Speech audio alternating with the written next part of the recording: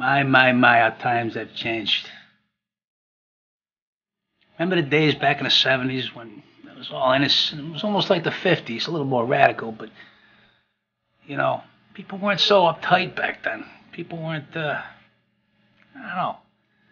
They took things in stride. Lately, I've been seeing a lot of stuff on the news about zero tolerance in schools. You know, people, they're not having any more tolerance. People bringing in anything. I don't give a shit if it's a fucking plastic knife. You're out of school. Suspend you, expel you. A little kid came to school. He brought a Swiss Army knife. And I got him 45 days. They want to put him in a reform school. Can you believe that? When I see these stories, it reminds me of back when I was a kid. I mean, I don't want to start reminiscing about when I was a kid, but it's a funny story. So, you know, just listen to me, all right? Forget about it. When Don went to school, back in the day, and I'd say this was about like was it 79, 80, whatever it was. History class, the teacher liked to do a lot of stuff in drama, history, and he liked to recreate court scenes. So one day, he wanted to do a court scene. I forget what it was, a murder trial. And I was the judge, naturally.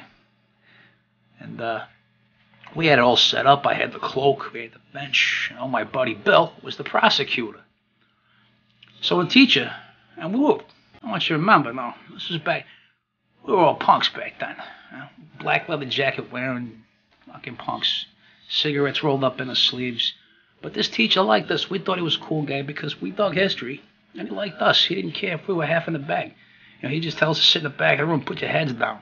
But we'd still raise our hands for questions. But let me get back to the story. So anyway, he asked my buddy Billy if he could bring in the murder weapon. I Billy said, sure, I'll bring the murder weapon. Don't forget about it. Bring it tomorrow morning. Okay. So the next morning he comes in, first period. AV's all set up, we're getting ready to film this. McHenry says to the teacher, he says to the kid, he says, Billy, did you bring the murder weapon in? Billy says, oh yeah, I got it right here. Reaches in his pocket of his leather jacket, pulls out a nickel plate 38. And the teacher just turned white. He said, William, what is that you have? Oh, he said, no, don't worry about it. It's my dad's, but don't worry about it. It's not loaded. Now, Bill didn't have both doors in the water. I mean, he was already a couple of cans short of a six-pack already. But he pulled out a 38 in class. It wasn't loaded. Now, the teacher, very calmly, standing at his desk, looked at him and said, William, put that pistol back in your pocket. Go home right now. Leave my class, go home, return that pistol, and then come back to class, please. And bring a toy. Kid said, yeah, all right. Not loaded, though. But all right. So he did. He left the school. He lived that far away.